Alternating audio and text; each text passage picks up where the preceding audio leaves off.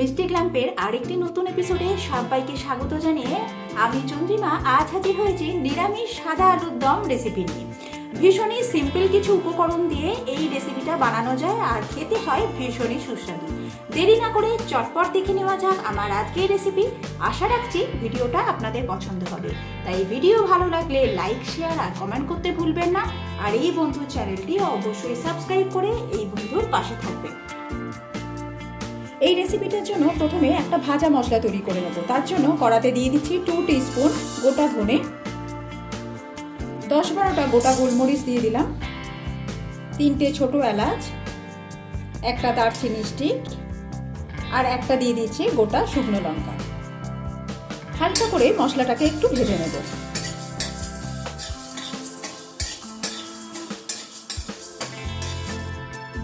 মশলা থেকে খুব সুন্দর গন্ধ বেরোতে শুরু করেছে। এই সময় আমি গ্যাসের ফ্লেমটাকে অফ করে দিয়েছি। এবার গ্যাসের ফ্লেমটা অফ করার পর এর মধ্যে আমি অ্যাড করে দিচ্ছি হাফেরও কম জয়িত্রী ফুল।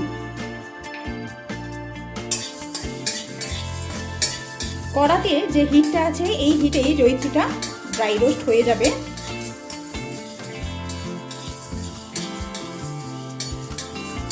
প্রায় 45 সেকেন্ডের মতো এটা নেড়ে ছেড়ে নেবার পর এটাকে একটা প্লেটে ঢেলে ঠান্ডা করে নিয়ে এর একটা পাউডার বানিয়ে নেব। মশলাটা পুরোপুরি পাউডার করে নিয়ে একটু গোটা গোটা রয়েছে, আপনারা দেখে বুঝতেই পাচ্ছেন। ঠিক এইভাবেই মশলাটাকে তৈরি করে নিতে হবে। এবার ওই মিক্সিং জারের মধ্যেই আরেকটা মশলা তৈরি করে নেব। দিয়ে দিচ্ছি কয়েক টুকরো আদা, অ্যাড করে দেব 4টে কাঁচা লঙ্কা। ঝালটা আপনারা আপনাদের স্বাদ অনুযায়ী কম বেশি করে নিতে পারেন। 1 টিস্পুন পোস্ত অ্যাড করে দিলাম। 9 থেকে 10টা গোটা আমন্ড আমি এখানে অ্যাড করে দিচ্ছি। আমন্ডটাকে উষ্ণ গরম জলে 10 থেকে 15 মিনিট ভিজিয়ে রেখে এর স্কিনটাকে ছাড়িয়ে নিয়েছি। এবার এর মধ্যে টক দই অ্যাড করে দিচ্ছি 2 টেবিল স্পুন।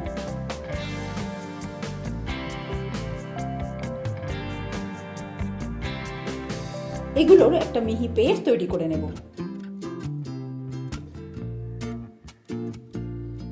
পেস্ট রেডি হয়ে গেছে।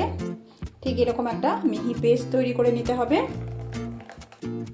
এই রেসিপিটা আমি সাদা তেলে করব। কড়াতে দিয়ে দিচ্ছি সাদা তেল। প্রথমে আলুটাকে ভেজে নেব।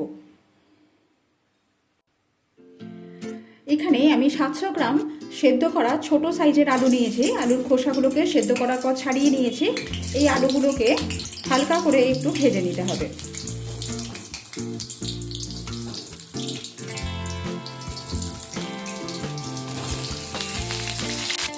ভাজার সময় নুন দিয়ে দিচ্ছি যাতে আলুর ভিতরে নুনটা ঢোকে।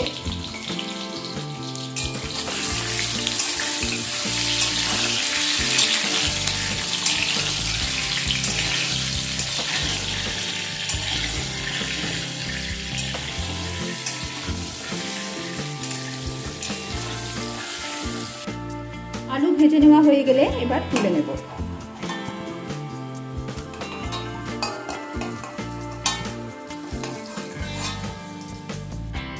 এবার এই তেলের মধ্যে আমি দিয়ে দিচ্ছি হিং।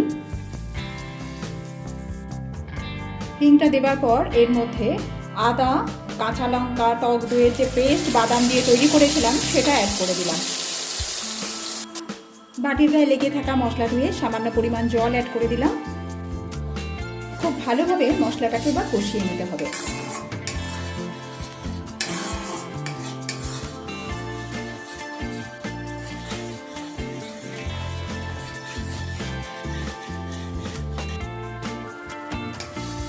খুব সুন্দরভাবে মশলা কষানো হয়ে গেছে। মশলা থেকে তেল ভেসে উঠেছে আর মশলাটাও সুন্দরভাবে দানা দানা হয়ে গেছে। এই সময় এর মধ্যে আমি 1 table spoon kasuri methi add করে দেব। যেহেতু কসুরি মেথিটা ড্রাই রোস্ট করা নয়, তাই মশলা কষানোর সময় এটাকে আমি অ্যাড করে দিলাম।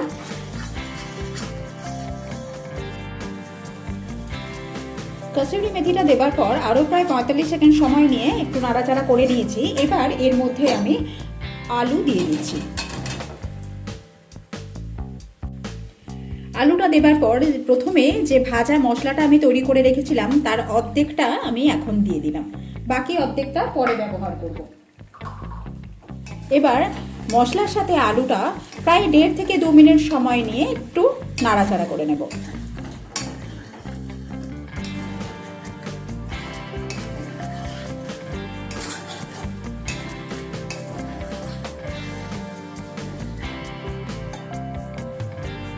এবার এর মধ্যে আমি জল অ্যাড করে দিচ্ছি 1 কাপ।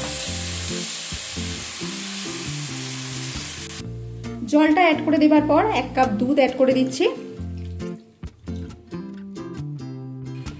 দিয়ে দেব পরিমাণ মতো নুন। এবার হাফ টিস্পুন চিনি অ্যাড করে দিচ্ছি। নিরামিষ তরকারি একটু মিষ্টি মিষ্টি খেতে ভালো লাগে, আপনারা চাইলে চিনি নাও দিতে পারেন। সমস্ত কিছু ভালোভাবে মিশিয়ে নেব।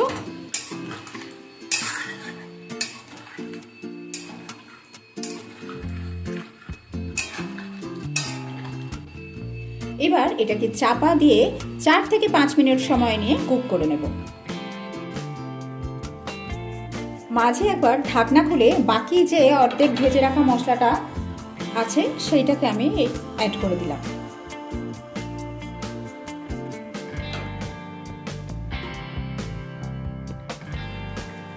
পাঁচ মিনিট চাপা দিয়ে রান্না করার পর এবার আমি গ্যাসের ফ্লেমটাকে অফ করে দিলাম। এবার এটাকে কভার করে দিয়ে রেস্টে রেখে দেবো। এই রান্নাটায় শেষে একটা টুইস্ট আছে, যেটার জন্য এর স্বাদ কিন্তু বহুগুণ বেড়ে যায়। এখানে একটা প্যানের মধ্যে আমি প্রথমে দিয়ে দিচ্ছি 1 টেবিল স্পুনের মতো সাদা তেল। এবার অ্যাড করে দিচ্ছি 1 টিস্পুন বাটার। এবার অ্যাড করে দিচ্ছি কিছু ক্যাপসিকাম, সেই সাথে কিছু টমেটো অ্যাড করে দিলাম। টমেটোর দানাটা কিন্তু ফেলে দিয়েছি, দানার পোর্শনটাকে বাদ দিয়ে তারপর টমেটোর স্কিনটাকে আমি শুধু ব্যবহার করলাম, মোটা যে স্কিনটা। এবার কয়েক টুকরো কাঁচা লঙ্কা অ্যাড করে দিলাম।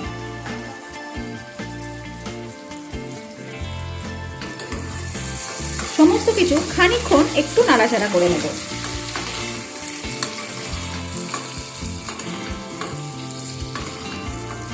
এটা এমনভাবে কুক করতে হবে যাতে টমেটো আর ক্যাপসিকামের যে ক্রাঞ্চি ভাবটা সেটা যেন নষ্ট না হয়ে যায়। আপনারা দেখলেন যে আমি কিন্তু এতে কোনো রকম নুন ব্যবহার করিনি, কেননা নুন দিলেই এদের ক্রাঞ্চিনেসটা নষ্ট হয়ে যাবে। প্রায় 45 থেকে 1 মিনিট সময় নিয়ে এটাকে একটু নাড়াচাড়া করে নেব।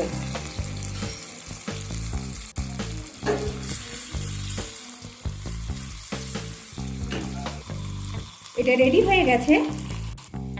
এবার এটাকে আমি আলুর দমের মধ্যে দিয়ে দিলাম। এবার এটাকে কভার করে দিলাম প্রায় 3 থেকে 4 মিনিটের জন্য।